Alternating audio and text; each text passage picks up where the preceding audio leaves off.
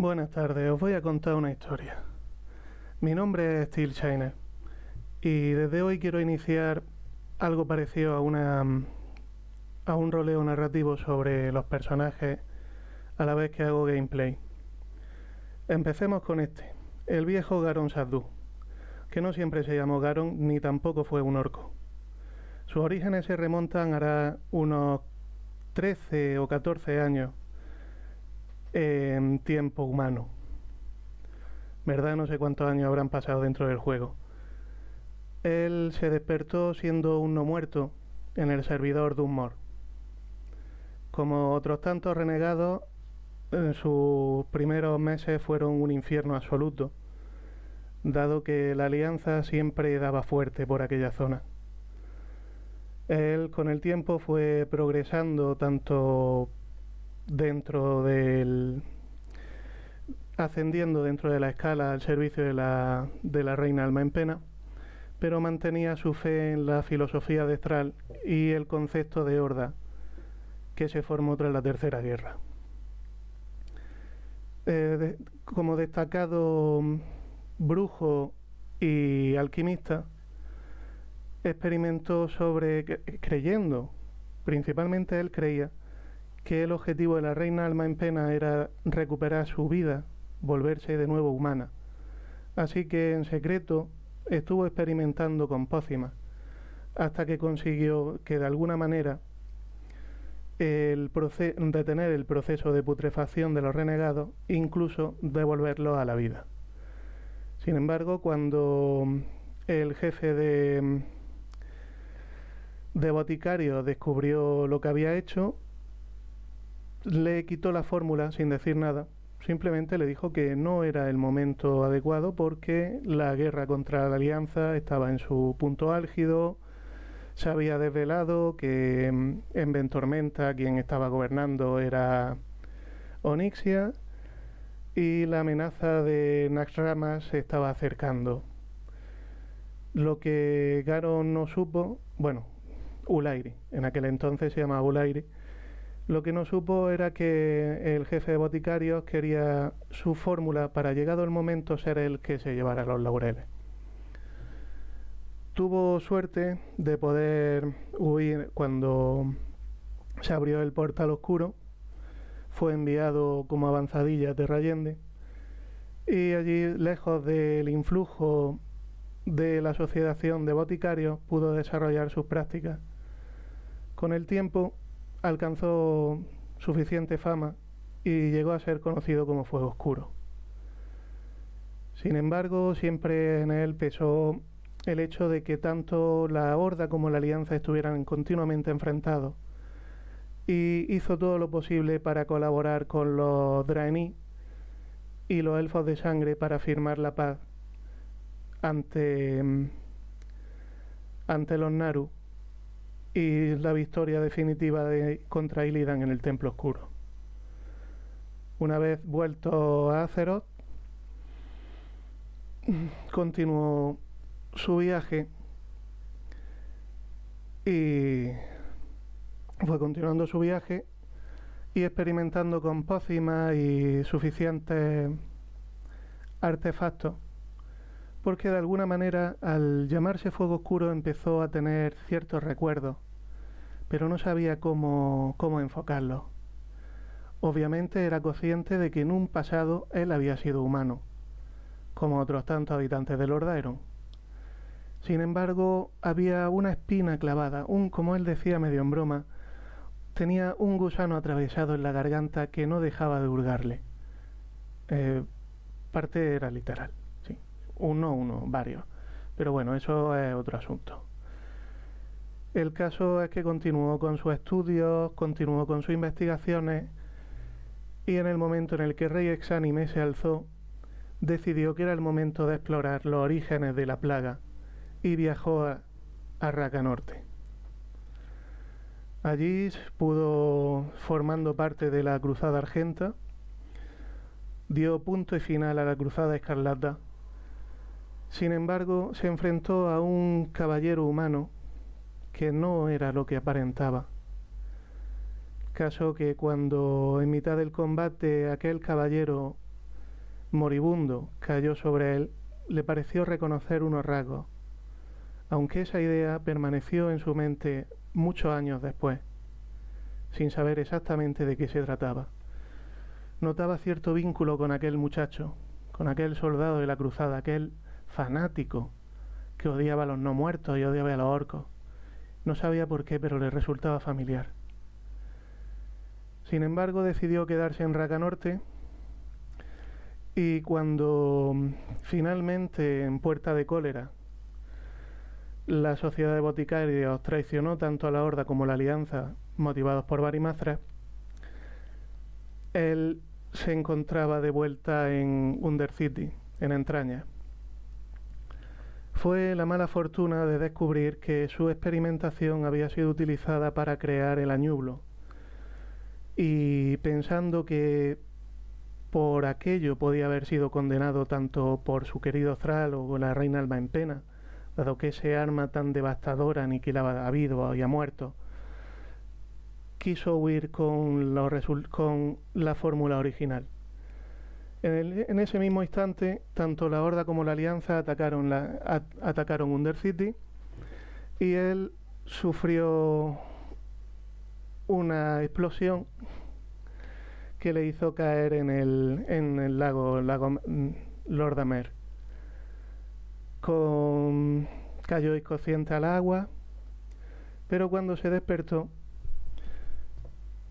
vio que estaba en Costa Sur y que sus manos no eran piel esquelética y carne putrefacta. Durante aquella explosión arcana, la fórmula había hecho efecto sobre sí mismo. Como otros tantos, vagando por Costa Sur, casi sin recordar apenas qué es lo que había sido, decidió que el nombre de Fuego Oscuro podía ser reconocido por aquella zona y empezó a recordar que su nombre era Sardek. Al volverse humano, empezó a recordar los recuerdos que tenía antes de la transformación. Él había sido un brujo, por supuesto, había participado en la Segunda Guerra y había vuelto a través del portal, pero alguien se quedó atrás. Su primera esposa murió, o por lo menos entendió que había muerto, y durante todos estos años no pretendió buscarla. En los años previos a la Tercera Guerra y a la formación de la Horda actual, él contrajo matrimonio con una Gilneana. Estuvo bajo la tutela del Colmillo Oscuro, en aquella fortaleza de tan amargo recuerdo, en el bosque de los Argentos. Allí tuvo su familia y recordó que su experimentación la había llevado a tratar con la sangre de Arugal, porque ya la plaga de los no muertos se acercaba. Decidió que su familia correría mejor suerte si no eran infectados por la plaga, y experimentó con sus propios hijos para convertirlos en hijos de Arugal. Cuando recordó aquello, se avergonzó muchísimo y quiso de alguna manera remediarlo. Así que cuando terminó la campaña de Raca Norte, intentó volver a Gilnea, pero allí encontró que la muralla estaba cerrada. Por supuesto, llevaba cerrada desde la época de la plaga. Sin tener un objetivo claro, sabiendo que la Horda había perdido el respeto de la Alianza y que dentro de la Alianza estaba bajo sospecha porque nadie reconocía sus antecedentes, pero los más viejos sí le recordaban de uno de los acólitos de Arugal en el castillo Colmillo Oscuro. Y dado que los brujos nunca tienen buena fama, decidió volverse a Raca Norte porque total, alguien tenía que vigilar al rey Esánime. Quiso la fortuna o la mala fortuna que en una de las rotaciones fuera llamado por el rey Varian para algunas misiones cuando empezaron los temblores. Ya en el barco pudo ver a primera mano cómo esos temblores tenían un origen mucho más siniestro.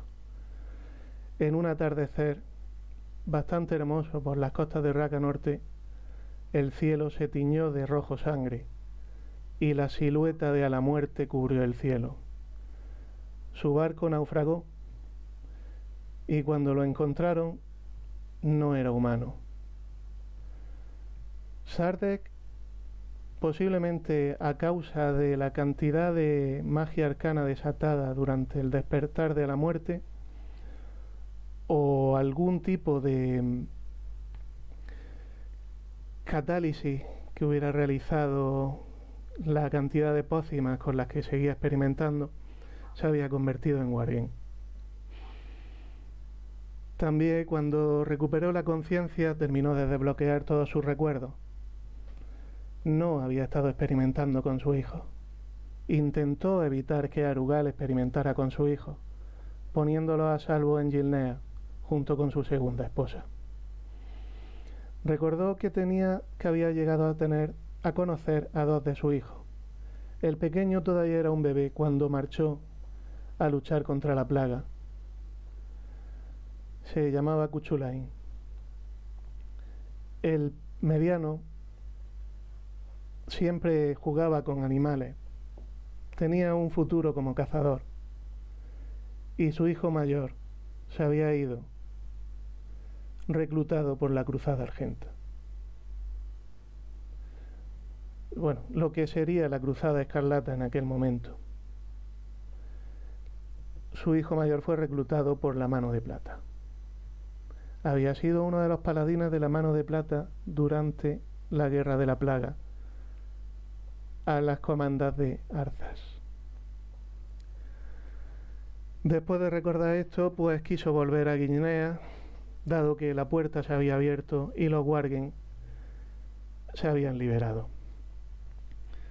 Su hijo menor lo reconoció al momento, había seguido la guía de los druidas y se había refugiado en Teldrassil, con los druidas de Cenarion.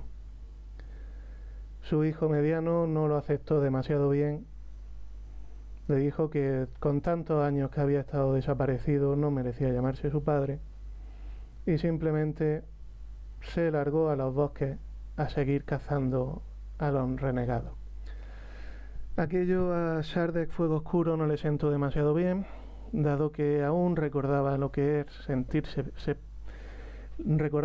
sentirse perseguido por la Alianza siendo renegado, y temió que su hijo tuvieran todavía ese odio hacia la Horda únicamente por tener una piel distinta. Cuando preguntó por su hijo mayor, todo cayó en silencio. Su hijo mayor había sido un paladín de la Mano de Plata, después había pasado a la Cruzada Escarlata y finalmente había sido asesinado en el Monasterio Escarlata por un tal Fuego Oscuro. Temiéndose lo peor, abandonó la búsqueda de su hijo. La última que visitó fue a su hija en Cristagrana. Ella seguía siendo humana, estaba con su segunda esposa, tenían una vida normal, alejadas de la guerra entre Horda y Alianza, y no quería que su presencia le estorbara más de lo que ya había hecho con los demás. Decidió que la guerra no merecía la pena y prefirió retirarse durante toda aquella época. Aún así, sí colaboró con algunos grupos de aventureros para enfrentarse finalmente a la muerte. En sus tiempos de Horda había hecho amistad con un caballero de la muerte y un chamán. El chamán era un tauren llamado Mulinex, con la habilidad de mejora, que no disfrutaba mucho con la ingeniería, al contrario que el resto de los tauren. El otro, el caballero de la muerte, elfo de sangre, Nindase, le habló sobre un cuerpo que habían encontrado en Raca Norte, bueno, en el monasterio Escarlata, que habían recuperado la espada de ébano. Sin que fuera visto, Sardek se acercó a los campos de entrenamiento de la espada de ébano y reconoció a su hijo, que se había alzado como Wargen no muerto. Un caballero de la muerte, Wargen. No simplemente le dijo a Nindase que lo vigilara de cerca, porque él no quería, no era capaz de mirarlo a la cara, teniendo en cuenta todo lo que había pasado. Al terminar el cataclismo, cuando ya Garros tomó el control de la Horda y hizo la expedición a Pandaria, Sardek fue enviado, como otros tantos con la Alianza, de escolta de Anduin. Allí tuvo que rescatar al niño rey en varias ocasiones y llegó a la Isla del Trueno. En ese momento se había cansado ya de vivir como Worgen y no quería seguir a las órdenes de la Alianza, porque la Horda estaba tomando un camino muy oscuro. Kair había sido asesinado, Bane y Vol'jin silenciados, Thrall se había retirado a curar la tierra en el anillo, en el vórtice, y Garros estaba despedazando la Horda. Sus viejos amigos aún lo reconocieron cuando lo citó en Bahía del Botín, y sus peores temores fueron confirmados. La mayoría de la Horda no apoyaba a Garros, pero necesitaban toda la potencia de fuego que pudieran conseguir. Entonces decidió que de alguna manera retomaría su lugar en la Horda, aunque fuera con un orbe de engaño. Sin embargo, mientras cumplía alguna misión de reconocimiento en la Isla del Trueno, fue alcanzado por uno de los terribles rayos del rey Mogu, y su cuerpo calcinado quedó entre las ruinas.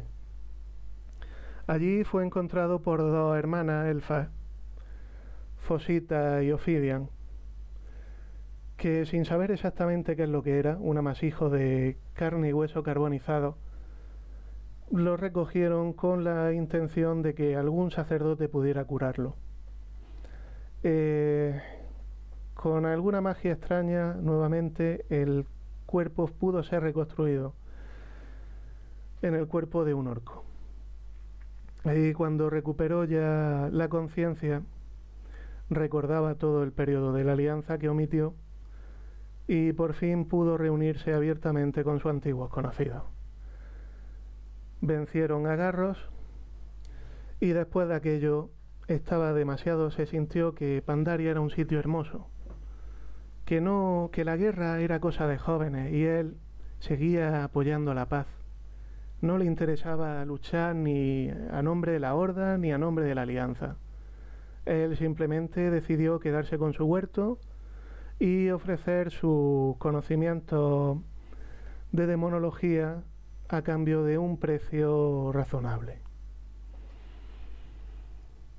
Todo aquello transcurrió con bastante normalidad hasta que ya definitivamente fue llamado nuevamente. Cuando Garros se escapó a través del portal, él supo que mientras Garros siguiera vivo y si volvía a Draenor, al pasado de Draenor, el futuro tal como lo conocía se alteraría para siempre. Entonces cruzó el portal nuevamente con la idea de detener a Garros. A todos sus conocidos les dijo rotundamente que esa iba a ser la última batalla en la que participara y que solo lo hacía porque Garros era más peligroso para la paz que la mera guerra entre la Horda y la Alianza. Sin embargo, cuando en Draenor tuvo el control de su ciudadela, se dio cuenta lo que fueron los orcos libres de la Legión Ardiente. Tuvo conciencia de que el enemigo mayor era la Legión y hasta que no acabaran con todo lo que quedaba de ella, no habría paz nunca en Azeroth. Decidido a tomar la arma, aceptó su cargo como general y cumplimentando toda la campaña de Draenor, se enfrentó a Garros junto a sus amigos en el clan Hardcore, con Ophidian, Fosita, Izual, Sari, no sé, son un montón. Ya si alguno me ve, que Arcade, Bodoque, el tanque. Buena gente, buenos luchadores, en verdad, todos.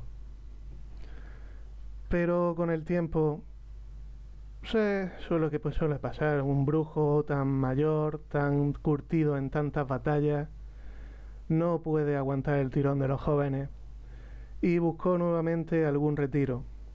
El cataclismo había cambiado la fase el aspecto de Azeroth, y había una playa bastante interesante entre la meseta, lo que sería antes de la frontera entre Tanari y Ungoro. Allí descubrió que los goblins ya habían montado su resort, pero bueno, un resort vacacional goblin no era demasiada molestia para lo que se avecinaba. Durante la época de Legión participó, motivado por este mago, el del bigote, que no me acuerdo cómo se llama ahora. Sí, el discípulo de Medivh, este que hacía nada más que peticiones extrañas. ¿Cómo se llama este tipejo? Bueno, regalaba anillos legendarios y tal, y teniendo en cuenta que tanto la Horda como la Alianza luchaban en conjunto, pues sí, aceptó gustoso el puesto como adalid que le estaban prometiendo.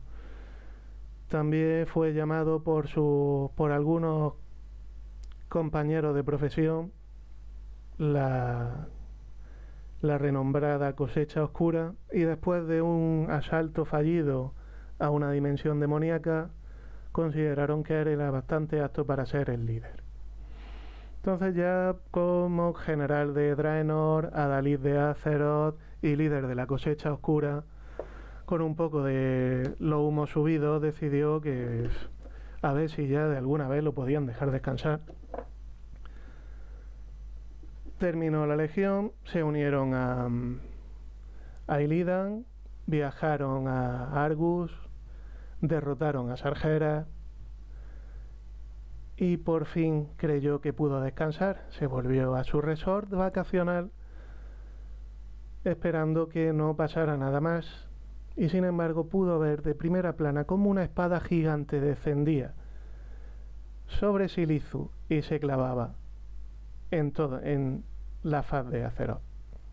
La sangre brotó, la tierra tembló, y temiéndose lo peor se dirigió allí directamente para encontrarse a Muradin, convertido en diamante, que le dijo que su papel tenía que ser el de campeón de Azeroth y que nuevamente la guerra llamaba a sus puertas.